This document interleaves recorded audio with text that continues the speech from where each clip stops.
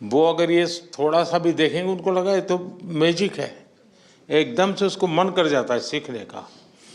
तो वो संस्कृत से हमारे देश के जितने भी विषय हैं उनसे उनमें से कुछ तो भी परिचित करवाना, वैसा कभी आप कोशिश करें तो। मैं ये बहुत अच्छी आपने बताया महोदय, मैं जाकर बताऊंगी। चलिए, बहुत शुभकामनाएं आपको। धन्यवाद महोदय। माननीय प्रधानमंत्री जी, सादर प्रणाम। मैं कोल्हापुर से हूँ, महाराष्ट्र से। कोल्हापुर वही जिला राजर्षि शाहू ये की जन्म। गला आपका यहाँ आकर के खराब हुआ कि वैसे ही है? नहीं सर, आवाज़ ही ऐसी है। अच्छा, आवाज ही ऐसी जी। है। तो कोल्हापुर से हूँ, महाराष्ट्र से। समोलोया स्कूल में कला शिक्षक हूँ। कोल्हापुर वही है राजर्षि शाहू की जन्मभूमि। यानी कला में क्या? कला में मैं चित्र, नृत्य, नाट्य, संगीत, गीत, वादन, शिल्प सभी वो तो सिखाता दिखता है। जी। हाँ। तो मैं प्रायतः ऐसा होता है कि बॉलीवुड या हिंदी फिल्मों के वर्जन सभी तरफ चलते आते हैं। तो मेरे स्कूल में मैं जब से वहाँ पे हूँ 23 साल से, मैंने जो अपनी भारतीय संस्कृति है और लोक नृत्य और जो हमारी शास्त्रीय नृत्य है उसके आधार पर ही रचना की है। मैंने शिवतांडव स्तोत्र किया है और वो भी बड़ी तादाद में मैं करता हूँ, 300, 200 लड़कों को लेके, जिसके विश्व विक्रम भी हुए हैं। छत्रपति शिवाजी महाराज की जीवनी पर भी मैंने किया है, वो भी विश्व विक्रम में दर्ज हुआ था। और मैं शिवतांडव किया है, मैंने माँ देवी का हनुमान चालीसा किया है, देवी के रूप का दर्शन किया है। तो इस तरीके से मैं अपने नृत्य की वजह से। आप तो करते होंगे? मैं खुद भी करता हूँ और मेरे बच्चे भी करते होंगे आप। हाँ। लेकिन जिन स्टूडेंट्स के लिए आपकी जिंदगी है, हाँ, उनके लिए क्या करते हैं? वही सब करते हैं सर। वो क्या करते हैं? 300-400 बच्चे एक नृत्याविष्कार में काम करते हैं। और सिर्फ मेरे स्कूल के ही बच्चे नहीं, मेरे आजू बाजू में थोड़ा स्लम एरिया है, कुछ सेक्स वर्कर के बच्चे हैं, कुछ व्हीलचेयर वाले बच्चे हैं, उनको भी मैं एज अ गेस्ट आर्टिस्ट के तौर पे लेता हूँ। लेकिन उन बच्चों को तो आज सिनेमा वाले गीत पसंद आते होंगे। जी सर, लेकिन मैं उनको बताता हूँ कि लोक नृत्य में क्या जान है, और मेरा सौभाग्य है कि बच्चे मेरी इस बात सुनते हैं जी। 10 साल से मैं सर कर रहा हूँ। टीचर की नहीं सुनेगा तो बच्चा जाएगा कहाँ? जी सर। कितने साल से आप कर रहे हैं? मैं टोटली मेरे 30 साल हो गए सर। बच्चों को जब पढ़ाते हैं और नृत्य के माध्यम से कला तो सिखाते ही होंगे, लेकिन उसमें कोई मैसेजिंग देते हो आप, वो क्या देते हैं? जी, सामाजिक मैसेज पर भी मैं बनाता हूँ। जैसे कि मैं ड्रंक ऑन ड्राइव जो होता है उसके लिए मैं नृत्य नाट्य बिठाया था, कि जिसको मैंने प्रदर्शन पूरे शहर में करवाया था एज अ पथनाट्य के स्वरूप में। जैसे ही मैंने दूसरी बार बताया कि स्पर्श नाम की एक शॉर्ट फिल्म बनवाई थी, जिसकी पूरी टेक्निकल टीम मेरी स्टूडेंट्स थे। तो ये 2 दिन से 3 दिन से आप लोग सब जगह पे आपका जाना होता होगा, थक गए होंगे आप लोग, कभी इसके घर कभी उसके घर कभी उसके घर, ऐसे ही चलता होगा। तो इनसे कोई विशेष परिचय कर लिया क्या आप लोगों ने? कोई लाभ लिया कि नहीं किसी ने? जी है सर, बहुत सारे लोग ऐसे मोस्टली जो इससे हायर से है, वो लोगों ने बोला था कि सर अगर हम आपको बुलाएंगे तो आप हमारे कॉलेज आएंगे। अच्छा, मतलब आपने आगे का तय कर लिया। मतलब आप कॉमर्शियली भी करते हैं कार्यक्रम? कमर्शियली भी करता हूँ, लेकिन फिर तो आपको बहुत बड़ा मार्केट नहीं सर, बहुत बड़ा मार्केट मिल गया। नहीं सर, उसकी भी एक बात बताना चाहूँगा। कमर्शियली मैं जो भी काम करता हूँ, मैंने फिल्मों के लिए कोरियोग्राफ किया है, लेकिन मैंने 11 अनाथ बच्चे गोद लिए हुए, मैं उनके लिए कमर्शियली काम करता हूँ। उनके लिए क्या करते हैं? वो अनाथ आश्रम में थे और उनके में कला गुण थे। तो अनाथ आश्रम की एक पहलू होती है कि 10वीं के बाद उसको ITI में डाल दो। तो मैंने वो धारणा तोड़ने की कोशिश की, तो उन्होंने बोला कि नहीं, हम लोगों को इसको अलाउ नहीं करते हम लोग। तो मैंने उनको बाहर ले लिया, एक रूम में रख लिया। जैसे जैसे बच्चे बड़े होते गए वहाँ पे आके उनकी शिक्षा की। उसमें से 2 कला शिक्षक करके काम कर रहे हैं, 2 लोग हैं वो नृत्य शिक्षक करके गवर्नमेंट स्कूल में लग गए, मतलब CBSE। तो जो ये बढ़िया आप काम करते हैं ये आखिर में बताते हैं, ऐसे कैसे हो? ये बहुत बड़ा काम है कि आपके मन में उन बच्चों के प्रति संवेदना जगना, और किसी ने छोड़ दिया मैं नहीं छोड़ूंगा, और आपने उनको गोद लिया, ये बहुत बड़ा काम किया आपने। सर, इस बात का मेरे जीवन से ताल्लुक है। मैं खुद अनाथालय से हूँ, तो इसलिए मुझे लगता है कि जो मुझे नहीं मिला था, तो मेरे पास तभी कुछ नहीं था, और मेरे संचित के पास से अगर मैं वंचित के लिए कुछ करूँ तो ये मेरा परम भाग्य है। चलिए, बहुत आपने सिर्फ कला को नहीं, आपने जीवन को संस्कारों से जिया है, बहुत बड़ी बात है ये। जी धन्यवाद सर। तो सचमुच में नाम आपका सागर सही है। जी सर, आपसे सौभाग्य हुआ, आपसे बात मुलाकात करने का, ये मेरे सौभाग्य की बात है। बहुत बहुत शुभकामनाएं भैया। Thank you sir.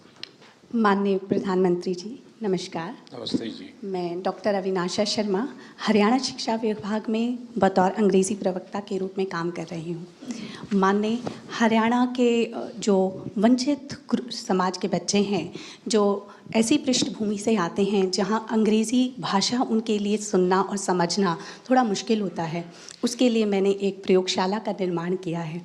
ये भाषा की प्रयोगशाला न सिर्फ भाषा अंग्रेज़ी भाषा के लिए तैयार की गई है, बल्कि क्षेत्रीय भाषाएं और मातृभाषा दोनों का ही इसमें समावेश किया गया है। महोदय, राष्ट्रीय शिक्षा नीति 2020 आर्टिफिशियल इंटेलिजेंस और मशीन लर्निंग के ज़रिए बच्चों को पढ़ाने के लिए बढ़ावा देती है। इन पहलुओं को देखते हुए मैंने इस भाषा प्रयोगशाला में आर्टिफिशियल इंटेलिजेंस का भी समावेश किया है। जैसे जनरेटिव टूल्स आर्टिफिशियल इंटेलिजेंस के हैं, स्पीकोमीटर और टॉकपाल, उनके ज़रिए भाषा के शुद्ध उच्चारण को बच्चे सीखते और समझते हैं।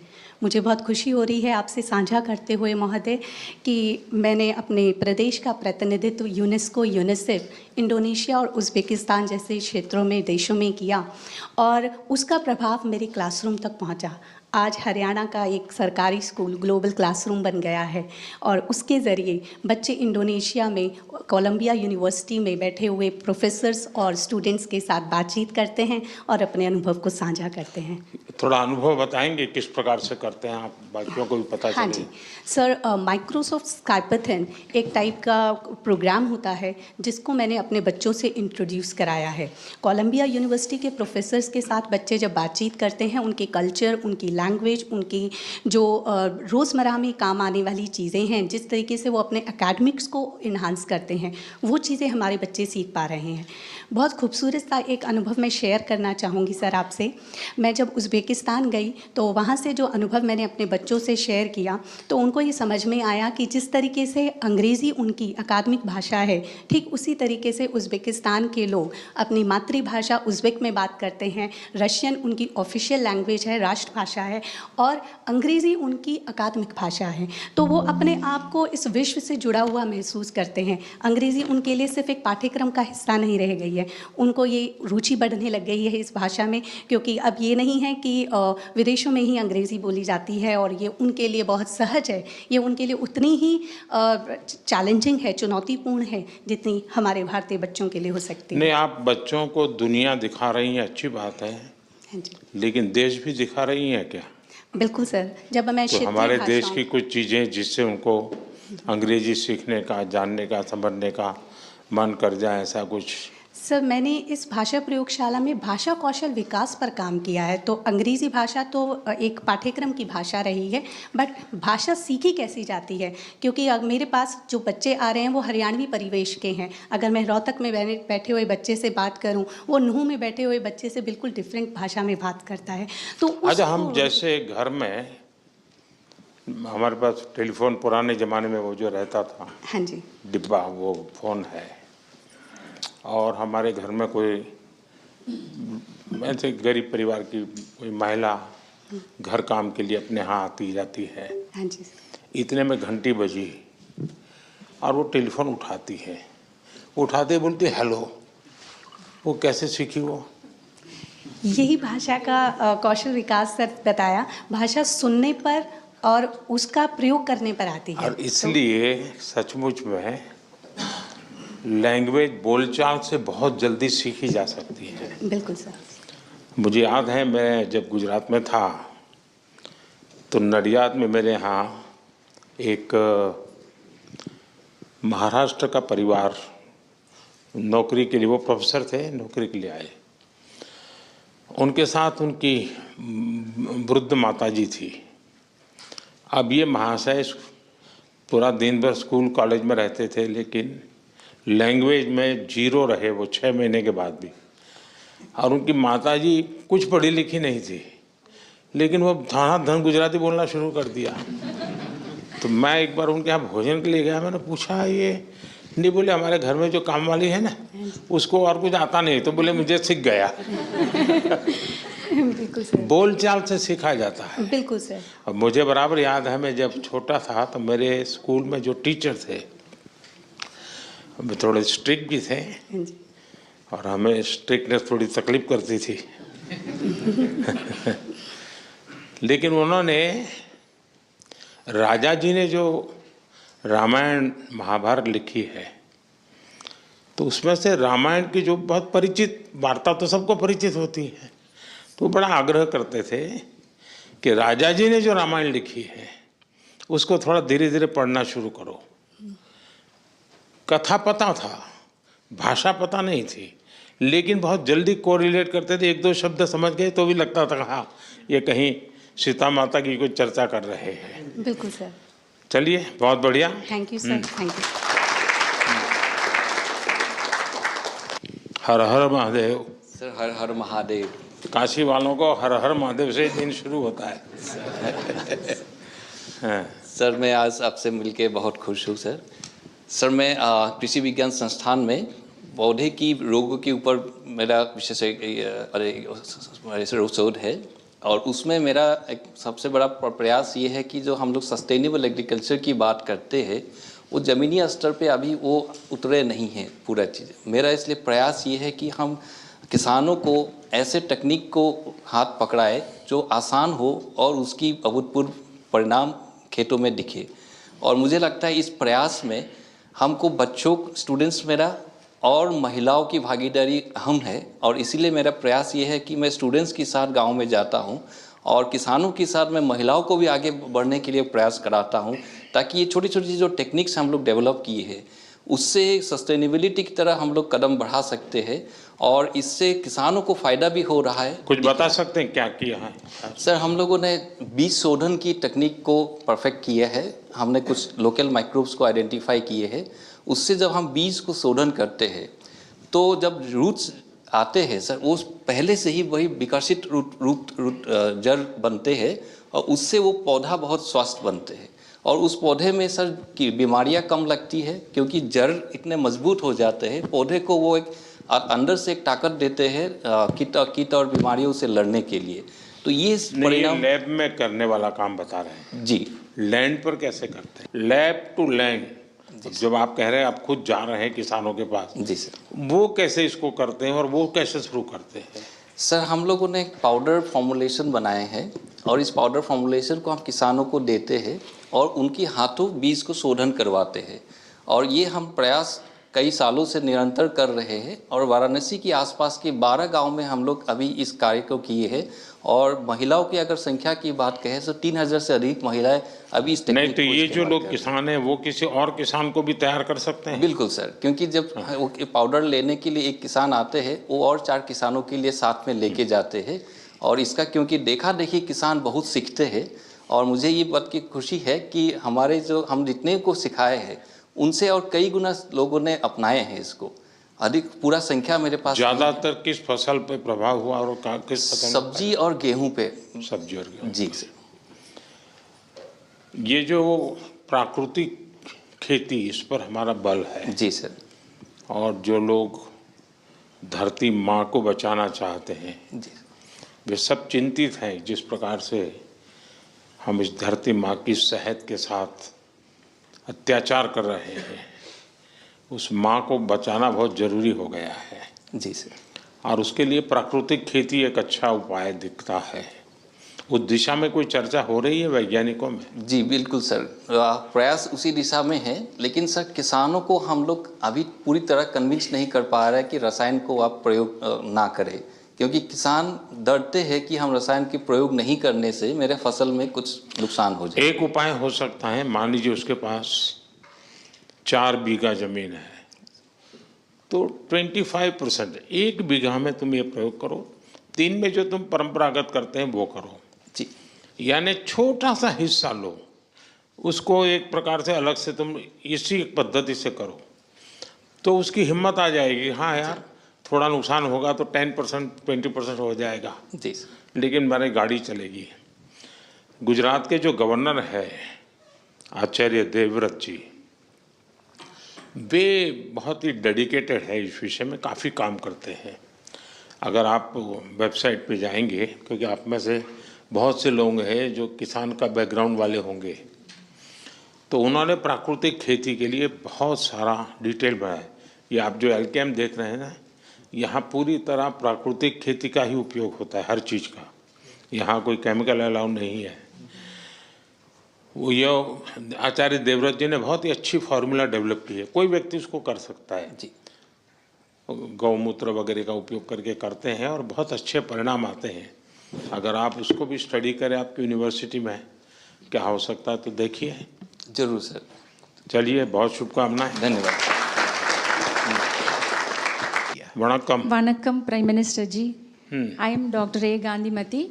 I come from Tyagarajar Polytechnic College, Salem, Tamil Nadu, and I have been teaching English in the Polytechnic College for more than 16 years.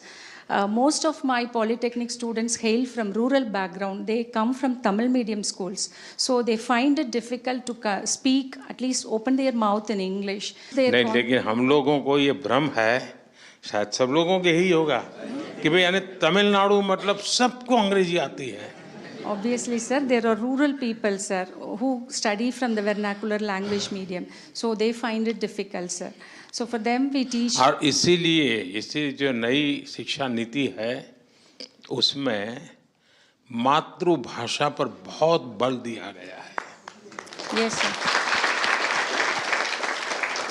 So we are teaching English language, sir, and as per NEP 2020, as it lays on 3 languages, now we have, and in mother tongue learning, we have now introduced as an autonomous institution, we have now introduced our mother tongue language also in learning technical education, sir. क्या आप में से कोई है जिसने बहुत हिम्मत के साथ ऐसा प्रयोग किया हो कि मान लीजिए एक स्कूल में 30 बच्चे हैं, वो प्योरली अंग्रेजी भाषा के माध्यम से, और उन्हीं के बराबर के दूसरे 30 बच्चे वही विषय अपनी मातृभाषा में पढ़ते हैं, तो कौन सबसे ज़्यादा आगे जाता है, कौन ज़्यादा जानता है? क्या अनुभव आता है आप लोगों का?